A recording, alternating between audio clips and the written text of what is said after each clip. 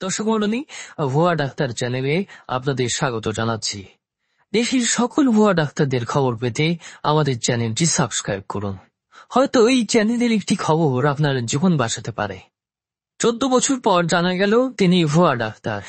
সাধারণ ডিগ্রি পাশ হলেও বিশেষজ্ঞ ডাক্তার সেজে চট্টগ্রাম নগরের বন্দর এলাকায় 14 বছর ধরে চিকিৎসা সেবা দিচ্ছিলেন রূপনশীল নামে এক প্রতারক।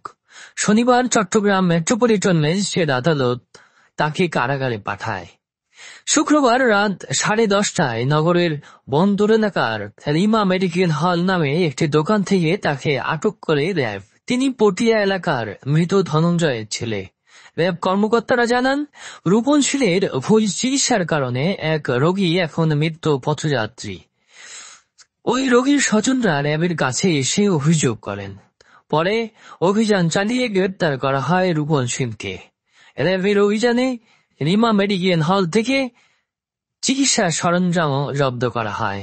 রূপনশীল নিজেকে ডিগ্রি পাস বলে দাবি করলেও কোনো কাগজপত্র দেখাতে পারেননি বলে জানিয়েছেন র্যাব কর্মকর্তারা।